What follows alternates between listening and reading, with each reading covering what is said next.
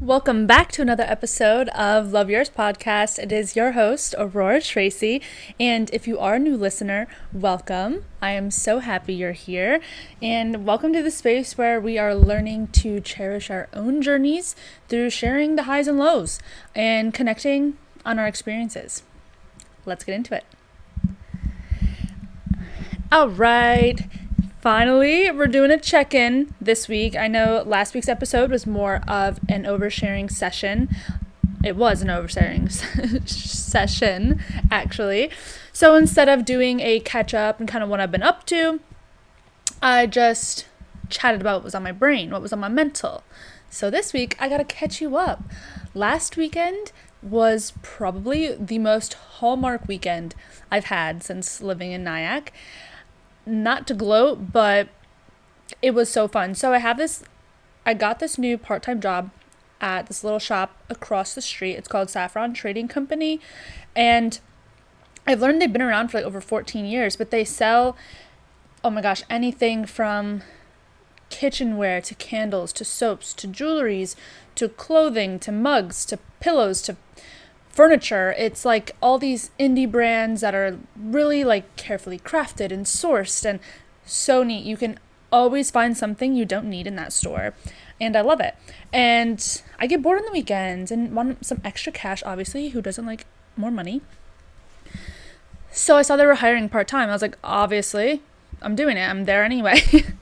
And I had my first shift on the 20th, 4-hour shift, the small 12 to 4, no big deal. It was so much fun. I used to work retail in high school. Backstory, I even was an assistant manager at one point when I was 18, so I was literally closing Rue 21, the Rue 21 in our mall. Yeah, it's crazy. I don't think it's there anymore. I have some crazy experiences from that. But anyway, so retail is nothing new to me. I wasn't stressed about that. I was just so excited to get out and socialize and be around people that are shopping for what I enjoy shopping for. And honestly, my shift consisted of pricing out jewelry, cleaning down the jewelry cabinets, wiping down the candles and like dusting. And maybe that doesn't sound fun to you. I was also helping the rush and people shop and connecting with the customers. It just comes so naturally to me, and I really enjoy it, making people's day too. But the cleaning was so therapeutic. I mean, I was basically window shopping the entire time, and I got to do it at my own slow pace, just check out everything in the store. It was a great time. So if you're thinking about just picking up some part-time job to kill some hours, make some money, do so at a place that you already frequent a lot. That's probably a local store. It'll probably be under the table, straight cash, and you will not regret it. This is the best 4 hours I had on a Saturday in a while. Maybe. But anyway, and now as you know, I've been doing quilting. So I had to finish my quilting square so that way I could keep up with the class. And so right after Saffron, I popped back across the street, because it's literally across the street, grabbed my quilting stuff, and then went 2 doors down to the quilting shop and was there for like an hour and a half with the owner and the other quilting ladies, and they're just gossiping about the day, making their coffee. It just feels like home. It literally feels like I'm hanging out with family, just doing my thing, quilting. I did get caught up, and it was so fun. And then I think I came home probably around 6 o'clock, and then got to my like nighttime evening routine, like self-care, food, whatever it is I want to do. But I felt so accomplished and energized from being out and socializing. And it was funny though, because I was able to do this all on one block. I don't know, my mind was blown. And then that was only Saturday. And then Sunday, I went down into Manhattan to visit my bestie Emma and her boyfriend Sam. They live in East Harlem near Central Park. And so it was a little brisk this day, but we still went on that walk because even though it was brisk, the sun was out. I love snow, and there's still snow on the ground. So I got some nice pictures of that. But really, the time was such a chill Sunday with them. It was what my soul needed. I mean, we just chillaxed. We played Mario Kart, and they have all of the roads unlocked. So we were hitting the OG Rainbow Road from the Wii era. If you know, you freaking know, the nostalgia was hitting. We placed first, second, and third. Of course. We were all G's on the OG Rainbow Road. It was great. We were vibing, and then we got pizza and snacks, played some Uno, but it was like a new version where you can like flip the deck, and then you have to, I don't know, I'm sure you know what I'm talking about. I don't know the name of it, but fun stuff. Just good old friend time, filling up that social cup. Much love for you, Chica and Sam. Love you guys, and I'm so happy anytime I get to hang out with them. So if there's one thing you take away from this, it is do the dang things that make you happy. Now, I did make it home in time for the Bills game on the 21st. Yep, I'm depressed. And that's all I have to say on that. Look at him next year. I am actually, okay, one more thing. I'm so mad about Patrick Mahomes. I don't want to see him anymore. I don't want to see it. But I will say, I didn't, now we're getting into football, because fun fact, I actually really do enjoy watching football. I have for a very long time. I've mentioned the Bills on here multiple times. Die-hard Bills fan since birth in the womb. And I play fantasy football. I've won twice. One of them my work league. Actually, I won in my work league twice, so that was pretty big money. Regardless, I didn't have a preference for Lions or 49ers. I enjoy watching them both play. I think I would have been happy to see either of them. I do think I was leaning a little bit more towards the Lions, but I really just didn't want to see Mahomes. But I have to say, when they weren't playing the Bills, it was much more interesting to watch the Chiefs play. I don't want to admit it, but they are good. They're clean. The mistakes are minimal. And I don't know why they're our kryptonite when we beat them earlier in the season. Oh, it's okay. It's an open wound still. So yeah, obviously I watched the Bills game. It's fine. This weekend, though, was more errand focused, and it was really nice, though. I got to just do some errands on my own. My boyfriend had a job on Saturday with working in a kitchen. He's a chef. It's not like it's like working in some random kitchen. That made that sound so weird. So I had the day to do my errands, and I actually vlogged a little bit of that, and I'm hoping to maybe edit it. I want to build up my personal brand more, because I think that's super important. Like, obviously I have this podcast, and I've really been working on the branding and consistency and the mission and like my purpose for this. But I think it's also important, since it's connected to me, to build up my personal brand, so that way you guys know I'm just not talking shit. I am who I say I am, and some more like real life clips of me, I'm talking about all these scenarios that I refer to on my podcast, so maybe I'll share some more of those. That's the kind of idea with that on my own, like YouTube and social media, not the podcast one, because I debated for a while whether I should keep them separate or together, and I think I'm coming to the decision on separate but like interconnecting, because if you want to follow along in the podcast and it resonates, then you will. But if you like me and my other content, then you don't have to see the podcast stuff. I don't know, it just makes sense in my head. So Sunday was household chores and football again. Obviously, I just talked about that. I wanted to mention I've started a new tradition. I saw this online right before the new year, to get a jar and write down something good on a piece of paper that happened to you each week of the new year. And then on New Year's Eve, you open the jar and read through all the good things that happened that year. And I've been sticking to that. I know it's literally only the end of January, but I'm excited. I've been remembering, and I'm excited, to see the end of the year and read them, and I hope I stick with it. So maybe it's not too late to start something like that. It's only the end of January, so you definitely remember some things that have happened. Start a jar now. Write in some good things. And plus, it's a nice thing to do I do it every Sunday. And it's a nice thing to look back on the week and be like, oh, okay, what was one good thing or one good memory, or maybe a few things. Sometimes I write down a few. It is what it is. So I think we're up to speed now. Yeah. That's where I'm at, besides some other personal things, but I'm going to talk about that in today's episode. Before that, though, we're hitting our weekly favorites. This week, I wanted to mention my favorite perfume, YSL Libre. Now, this is a more high-end perfume, and I know that, but I got it almost a year ago today. I was coming home from Sweden. I got the airport, duty free, you know the deal. And I still have a little less than half left. Yeah, it's over there on my rack, so I was looking at it. A little less than half left, and it's so good. It's so good and warm, and oh, honestly, I don't even know how to describe it. Look it up for an accurate description. But that is like my signature scent. But I especially love it in the winter months. I think because it has like a warmer scent to it, it makes more sense. I do still wear it for nice occasions during the summer, but I like more like fresh florally scents in the summer. I feel like that makes more sense. Maybe some citrus. So I'm loving that right now. And then peppermint tea is next on my favorites list. This is just something I've started drinking recently. Like I said last episode, on my wellness grind. I want to take care of my body.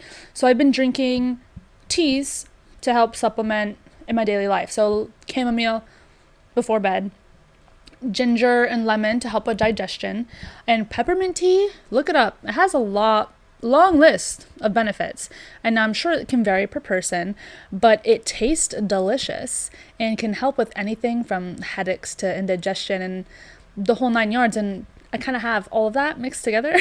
So why the heck wouldn't I give it a shot? And it tastes delicious, like I said.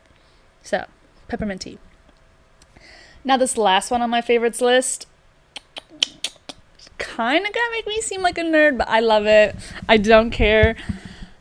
I've started watching the anime My Hero Academia. My Hero Academia. I think I said it right. I'm obsessed. It's so good. Now I like anime. I've watched Naruto a few times.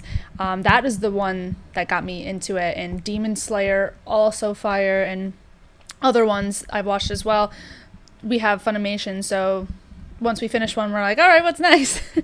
But My Hero Academia, I actually got into so fast. I feel like some anime, I have to watch a few episodes and then I'm hooked, or maybe the first season, or skip the filler, like if you know what filler is.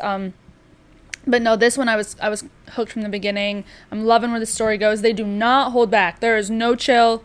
It is action, like jaw on the floor, like every episode. I'm like, yo, they did not just go there. They did. They will go there. So if you're looking for something, you like anime, or you want to try something new, definitely give it a check out. It's addicting, and the episodes are short. And I mean, it's typical for anime, so it's not something like you have to commit to a 40-minute episode. If you're just looking for something quick to watch while you're eating, it's really easy to bust out a few episodes. I'm enjoying that.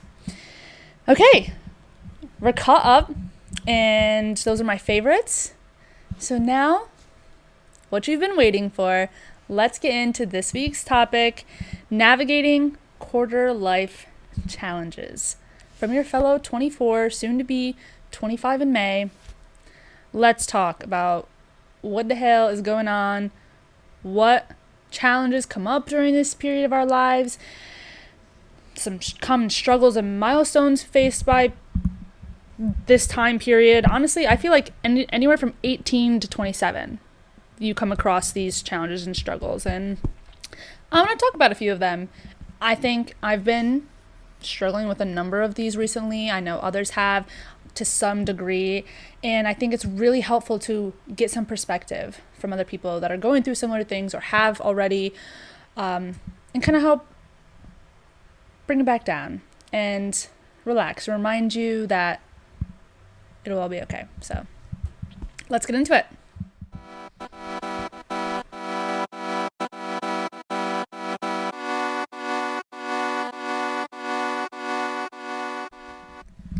Okay, so I put up a poll on Instagram and I narrowed it down to 6 topics that I wanted to cover when it comes to common struggles at the quarter of your life. All right, so starting off with respecting your own time. I chose this one purposely to start off with because it is, to me, so important, and I think also kind of trickles down into other struggles that you have if this isn't met. So respecting your own time involves honestly having healthy boundaries in many aspects of your life. And the reason it's important is because if you feel, or if you don't know how to respect your own time, people are going to disrespect that as a result because you're not learning to set those boundaries. An easy example of this is our cell phones. I've talked about before how I am not always the fastest person to respond back. Some days I am if I'm just in the mindset, some days I'm not. And I had to learn to voice this boundary of mine when it comes to like my time on my phone, and know that just because my phone is accessible doesn't mean I need to be accessible to everyone all the time, especially if I'm at work or if I'm busy, or even if I'm not. If I'm just at home relaxing and I want to be unplugged and I need to go on my phone to maybe research something, like not communicating with people, it is okay to put that on pause. It's okay to not communicate and respect your time and know your limits with this, especially when it comes to your relationships, setting that tone. Hey, listen, you're important to me. I do respect this relationship. I want to hang out with you, or I want to chat about this. Could we maybe do it 30 minutes? Or I need a rain check. I'm feeling XYZ today. Just communicate, over communicate, but start with respecting your own time. Have priorities, have things that are going on, and this doesn't mean like force things to be important in your life, but if you have work, you need to attend to, if you have chores you need to get done, if you need to go to the gym, get grocery shopping, that's, if it's important to you and it needs to be done, like respect that. Don't be bending that just to meet the needs of other people 24/7. Obviously, do what you feel is best. But as a people pleaser, this is something I had to teach myself and not feel guilty about, because then I would get upset at others if I felt they were disrespecting my time. But it was partly because I was allowing it. I wasn't setting those boundaries. And now this isn't to put the blame on the other person entirely, or even me entirely. It comes down to a compilation, a mixture of things. But the big one is really knowing what's important to you. You have to know what's important to you in order to then respect your time, making sure you're filling your buckets, whether it's your creative bucket. This is how I think of it in my brain. I have my creative bucket, which is like my hobbies, my creative outlets. Then you have your career bucket, your financial income, and then you have your relationships, personal, and then your friendships maybe, and then whatever it is to you. Exercising, like getting active. Making sure you know what's important to you, whatever your priorities are, whatever your buckets are, whatever feels right for you. Respect the time you need to fulfill those things, because you will just be happier. Listen, I understand growing up in a digital age where we've had technology at our fingertips, we've grown with it, and having maybe a guilt around not being accessible 24/7, or it's hard to create those boundaries. It is, but you will feel such a sense of relief once you are confident in knowing what's important to you, being able to set aside time from that, and respecting your time and not allowing that to be used up in ways that are important to you. And then that would cause resentment towards people or situations or whatever it is. Know it's important to you is really what I want to say. And this is something I think about quite frequently when it comes to my hobbies and my career, which I'm going to get into as well. I'm constantly sitting with myself, journaling. Journaling helps with this a lot. Excuse me. Because sometimes it just takes time. You just need to take time to figure yourself out. If you don't know what's important to you, or if you're like, maybe I'm not sure how to answer that, I wouldn't really know what to say right away, that's okay. I didn't either. I just took some time to sit with myself in multiple different occasions and think, what makes me happy? What do I like to do? How can I make it happen? How can I carve out more time for that? And whether that's maybe journaling or doing some research or getting inspiration from other creators that you really connect with, that's the beauty to me of being connected, is getting inspiration and motivation from like-minded individuals at our fingertips. That is the beauty of having the technology. Like, use it to your advantage. Just work on implementing healthy boundaries. So that way you can respect your own time. And when you respect your own time, others will as well. And you'll be happy for both parties, all parties. Okay, now next on my list is actually a quote that I did see on social media. Don't know who it was by, but when I read this, oh my gosh, it hit me. And I feel like this encompasses the root of a lot of problems I've had the past, honestly, few years, but really ever since, like, I don't even know, like I said, 18 to 20-ish until now. People can only understand us at the depths in which they have met themselves. I'll repeat it again. People can only understand us at the depths in which they have met themselves. Meaning, don't force people to understand you. What's meant to be will be. You will spend a lot of energy and a lot of time if all you do is focusing on trying to get people to understand you. But if maybe I just word it this way, they'll change their perspective and they'll understand me. No. As much as that may make sense in your head, just think of that quote. If they are not on the same playing field as you when it comes to maybe awareness or emotional intellect, you're not going to make it happen in a conversation, okay?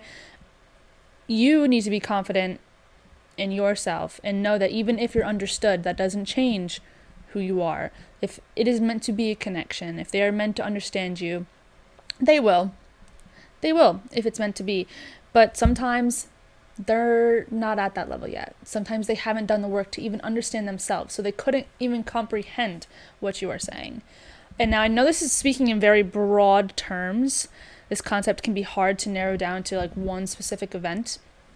But just think to all those times where you feel like so misunderstood and it's getting upset, because this has definitely happened to me where I'm like, no, you're misunderstanding the whole situation. Like, this was how I was feeling. This was my motivation, not how you took it. And if they're not hearing that, I know you want to die on that hill of getting your point across, but honestly, I don't want to say it's a waste of your energy, because I understand, like, I've been there, and miscommunication and misunderstanding is the root of a lot of, not even fights, but it's at the root of a lot of struggles.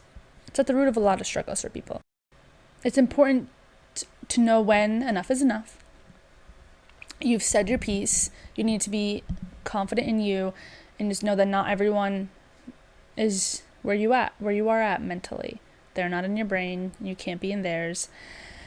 It's a tough pill to swallow, but I think a lot of weight is like lifted off your chest, off your shoulders. At least it was for me, once you accept this hard truth, because you will meet people that are easy to connect with. They understand what you're saying. You speak the same language per se. And then it'll click. Then you'll realize this is what it means. If it's meant to be, it'll be. Don't force them to understand you. Just keep being you, authentically you. Be true to yourself. Respect your time. And what's meant to be will gravitate towards you. And you'll be so much more happy because of it, because you're not trying to force these relationships or conversations with people that aren't connecting with you. It's okay. It's human. And that's honestly life. So my next little bit of advice that I wanted to touch on is finding a routine that works for you. Now, I decided to include this one because I think it's especially relevant for those that are transitioning from college to full-time career, or honestly just after graduating in general and getting into the real world. I think back all the time about my productivity and my balance of life while I was in college, and it was so much better than it is now.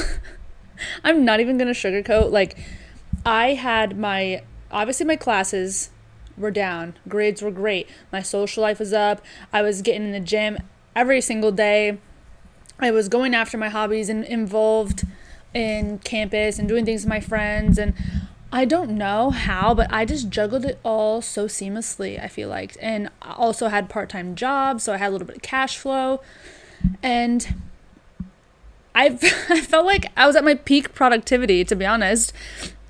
And I think that is something I've personally struggled with, transitioning from college to a full-time job, is finding my routine, finding a balance, and being consistent with it, because I know consistency is key. It's been proven time and time again, whether it's in the gym or when it comes to learning, building new habits. Consistency is what's going to win.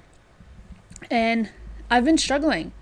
So I think, or what I found is, routine is really important, but it needs to fit your lifestyle.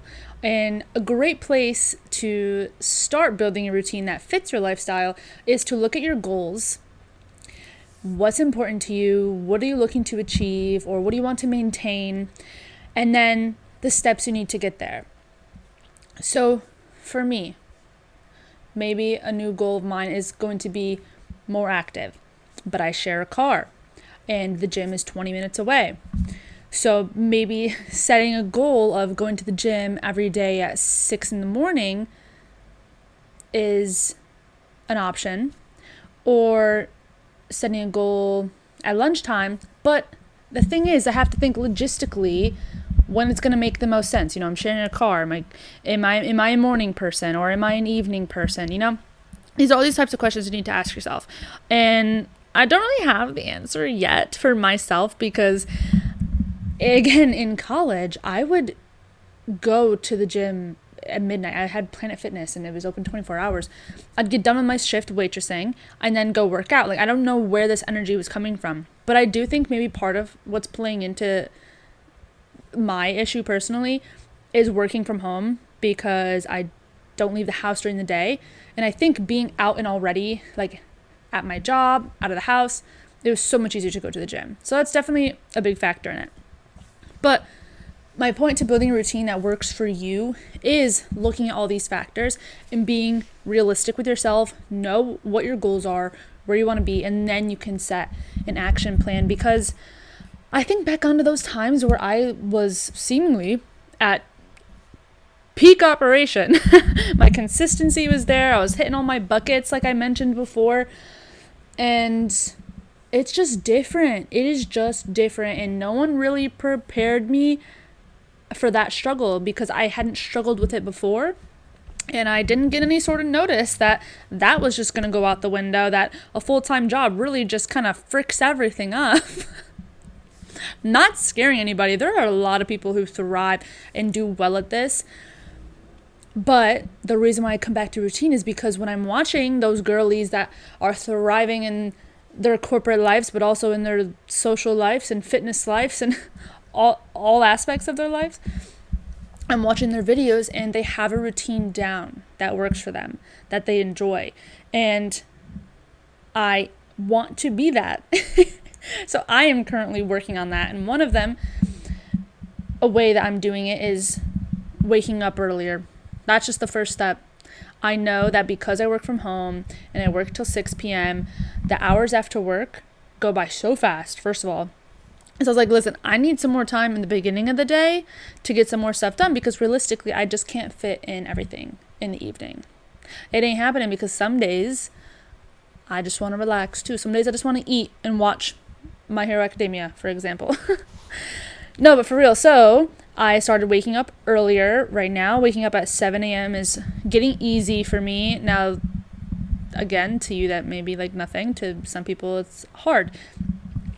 What I noticed here is, my boyfriend was trying to get us to get up at 6 a.m. Going from 8 o'clock to 6 a.m. I was like, dude, we're just going to snooze. Let's be fucking for real.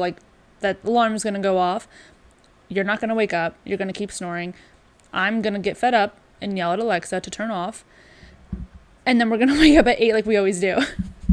So instead of, going through that routine, we're going to skip that. We're going to set a realistic goal and just try to get up 15, 20 minutes earlier every day. And now, lo and behold, now we're waking up at 7, way easier already. And it's only been, I don't know, maybe a week, It really doesn't seem like that long. Just training our bodies. And that's just one example of how I'm building a routine that fits more of my lifestyle, so that way I can fit in more things I want to do. I like having a slower morning. I've noticed that helps me during my day, being able to just have my coffee and enjoy it. Maybe read a few chapters of the book I'm reading, and that gets in more personal time or more things that I like to do that are outside of my work. That's also where this routine becomes really important as well, because then I feel like you can give more to your career, but also be fulfilled in the other areas of your life as well, because you are respecting your time. Oh my gosh, see how that comes back to that? Respecting your time by building the routine that works for you, whatever you want. That's the best part of it. Now, if you're not a morning person, then obviously don't emulate what I'm doing. What I want to inspire you to do is look at what's important to you and how we can fit it in, because you will be happier. A body in motion stays in motion. And once I heard this, I was like, oh my gosh, that makes so much sense. It clicks, because it really is true. And I've played around with the idea. I have gotten up and gotten moving, and I keep myself moving. I keep myself busy, whether that's instead of taking a nap, during the day, if it's on the weekend. Now, okay, let me backtrack a little bit, because I'm a fan of naps when they're necessary. They can be really helpful. A quick little 20-minute nap. But a body in motion stays in motion. So if you get up and you get after, you get started into your routine, your productivity will increase. And that's the tone you're setting for the rest of the day. And it will continue. Especially since getting something accomplished early in the morning, like making your bed, making the coffee, doing your skincare, showering, like simple daily activities, it gives you that little boost of confidence, that little serotonin to keep it going throughout the day. And so it's going to take some work. You got to be patient with yourself. It's a lot of trial and error. That's what I've found out, and that's how I found things that work for me, and things that don't work for me is trial and error. You got to want it. You got to want to be consistent. You got to want your goals in order to implement a routine. But if you're struggling to be a little bit more well-rounded or reach other areas besides just work and sleep and eat like me, I hope this helps give you some ideas and new ways you can implement a routine into your daily activities. So this actually ties in really nicely to the next topic, which is taking time to get to know yourself. This is a big one that I feel like they throw out a lot to us that are in our first quarter of life, is taking time to get to know yourself. But I feel like they never really talk about okay, I get that it's important, but how did it affect you otherwise, It will seriously help with confidence and career decisions. Speaking specifically to this post-grad, new into the real world time of your life, it will really help with your confidence and decisions in this time period, because that is something, this question I've asked myself recently is, what would make me happy? What do I want to do? What is something that I could see myself getting up doing every single day, finding interest in it, new challenges, a creative outlet? What's important to me? What's going to keep me going? No one else is going to have that answer for you, honey. No one else is going to know but you. And that comes with just sitting down and getting to know yourself. Now, there isn't one way to do this. Sometimes I literally sit here in what seems like silence, but I'm thinking in my head. I'm researching online. I'm looking, like I said, at other people who are in positions that I want to be in one day. What have they done? You don't have to reinvent the wheel here. People have done these things before us. Let's learn from them. Let's learn from their trial and errors and take a little piece of advice from them. That's the beauty of life, is not doing it alone. We don't have to do it alone. So really take time to get to know yourself. This also comes back to the hobbies. What do you enjoy to do in your free time? If you had to do something for every day the rest of your life to get paid for it, what would you be happy doing? And Journaling is a way I find this out, just by getting my thoughts down on paper, clearing all the negativity, the anxieties, whatever's stressing me out.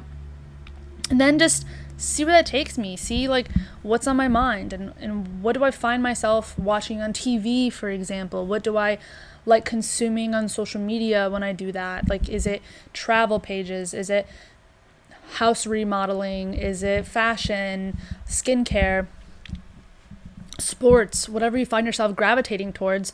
Okay, it's sports. What other skill sets do I have?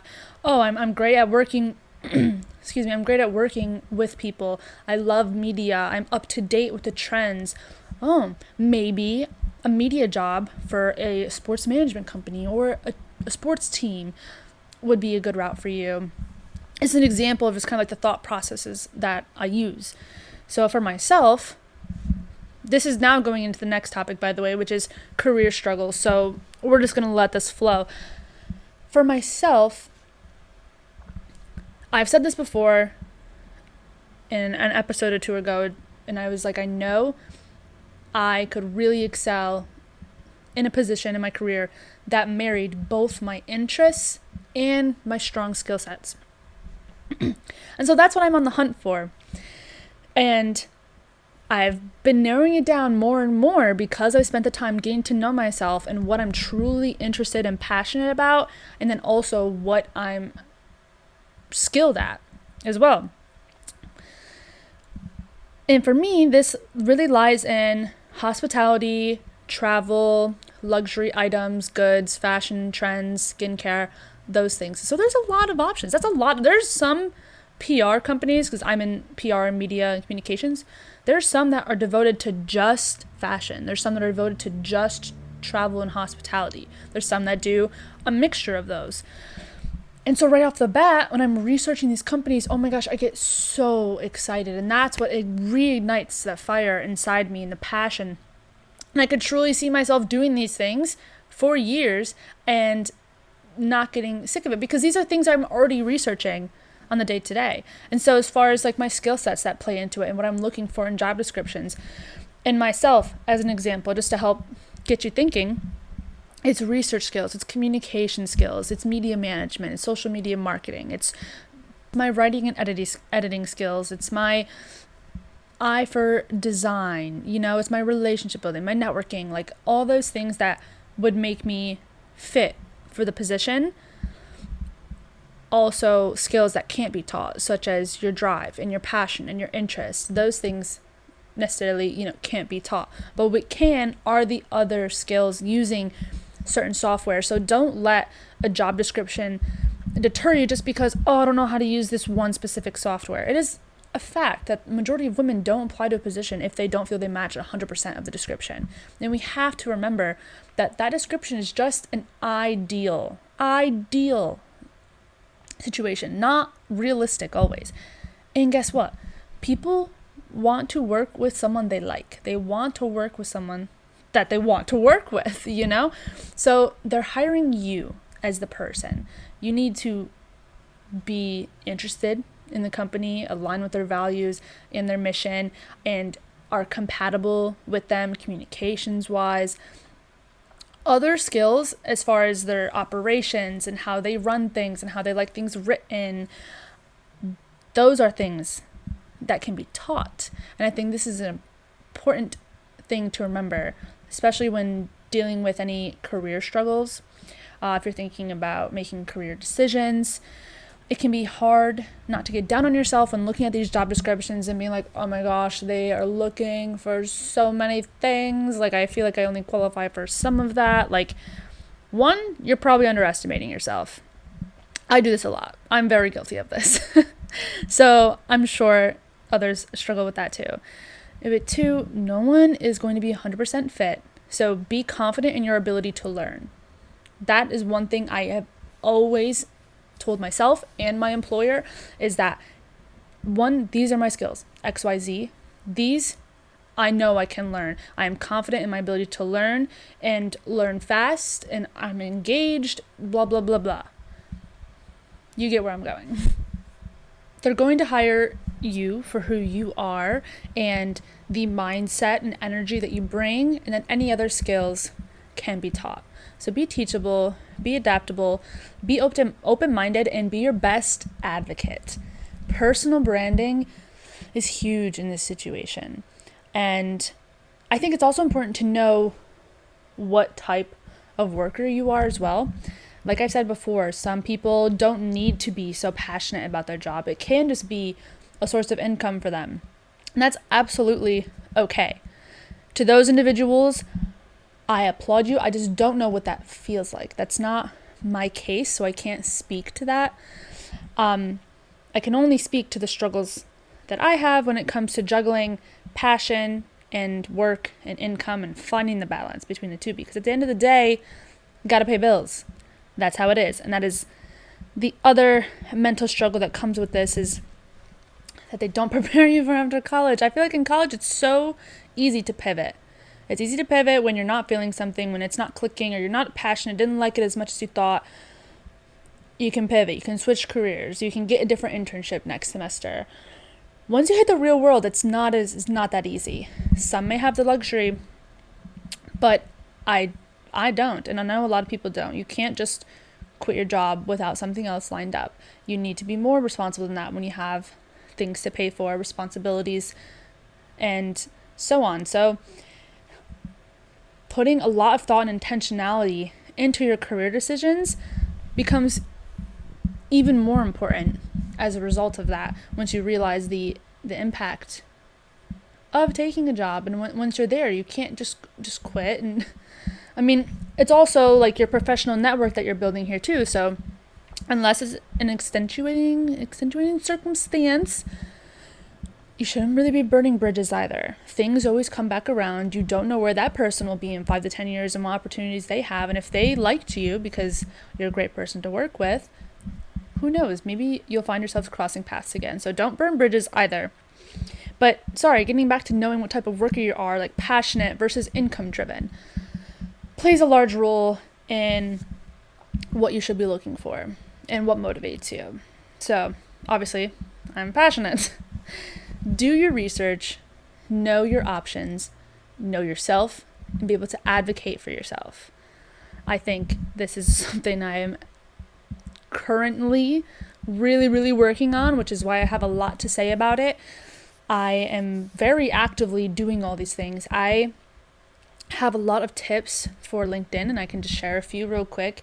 LinkedIn is so powerful, and I don't think a lot of people utilize it to the best of their abilities.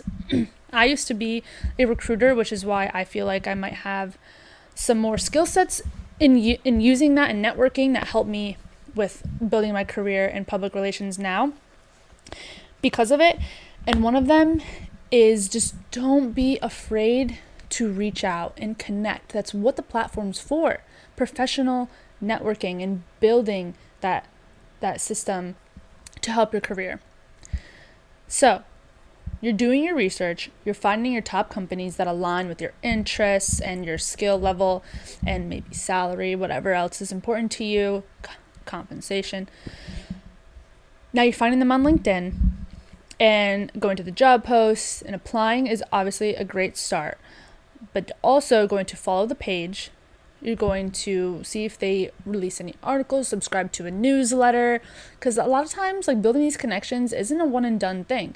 You need to milk it, I guess, like hype up their posts, any new releases that they have, follow the newsletters.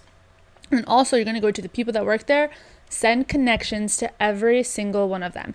Maybe you're already connected with some. Maybe you have mutual connections. That'll allow you to send a message, because that's the next step. We are going to then message them. This can be templated too. Like make it easier for yourself. Like draft up a message from you that says, "Hi, so-and-so. Thank you so much for connecting. I am super interested in XYZ position at your company. I have applied, but given this market and my eagerness to learn more, I would love it if you had a few minutes to connect or put me in the right direction for who I could learn a little bit more details about the role and share why I would be best fit," as an example. And that you can copy and paste and use for other situations. And don't just stop there. Keep track of this and follow up. People are also busy. Not everyone's checking their LinkedIn. They forget about it, or they maybe don't think you're serious, or they don't have an answer. Sometimes I don't get, actually a lot of times I don't get answers. Sometimes I do get people who did reach out and ask their HR, or they were in charge and they have an answer, or I've gotten HR emails before to the person in charge of the rules. Like, these things work. It's just 1, power in numbers, 2, consistency, and 3, keeping tracks. That way you can follow up, because you gotta follow up. Hey there, it's been some time. Just wanted to see if you had any updates on my application to blah, blah, blah, blah, blah. See where I'm going? And please, in the comments, like, let me know if you have any other specific questions regarding LinkedIn, networking, applying to jobs, because I am the LinkedIn queen. Self-proclaimed, but yes, I could help a lot with anything you're struggling regarding around career moves, career decisions, advocating for yourself, even resume work. I've helped a lot of people rebuild their resumes, redesign their resumes, and maybe reword things. So that's also a strong suit of mine. If it's not of yours, don't stress. There's definitely someone either on LinkedIn or that you know that is, or useful tools like ChatGPT, ethically, and Canva has really great templates for resumes that'll make you stand out a little bit design-wise, but aren't too much. Really easy to use, so definitely recommend that. So one final tip to sort of tie all this together when talking about the struggles of our first quarter of our lives, 18 to 27, 30-ish years old, and dealing with those milestones and challenges, and tying in respecting our time, not forcing people to understand us, finding a routine that works for you, and consistency in that, taking time to get to know yourself, going through the career struggles. I also want to mention relationship dynamics. The relationship with yourself is the single-handedly most important one that will lay the foundation for your other relationships. Now, relationships aren't always 50-50, but it's important that they do fill your cup, one of them, and do not drain you. If it's not serving you, let it go. You won't regret it. I promise, even if it's hard, you will feel better. And it's just really important that you are happy on your own first. This will, speaking of the foundation, allow you to not be reliant or dependent on other relationships, and instead build healthy and lasting connections that come from a good, fulfilled place, not an unmet need. Which could get way deeper than I am in this moment, but I want to stick to the track of really making that transition from college life to career, full-time adult life. It is tricky, it's hard, it's bumpy. There are many people your age that are way different levels, doing so many different things, so it can be overwhelming, confusing, stressful, whatever it is. I hope you found some motivation, some inspiration, advice to help you get through any of your challenges or struggles that you may be going through. It is so common, so please don't feel like you're alone. We're all just trying to do our best. We're all going through it. We're all figuring it out for the first time, okay? So be easy on yourself. Make sure to love yourself a little extra this week. Don't forget to subscribe on YouTube, Spotify, leave a review, follow us on Instagram. You know the deal. All the information will be in the show notes, so you don't have to go too far to find it. And I can't tell you how much your continued support means to me, and I would love to hear some feedback from you guys and your thoughts on this episode. I'm so glad I got some more input into the topic. It's been really nice to increasingly get a little bit more engaged with you guys as we build our community. So with that, I will see you next week. Bye.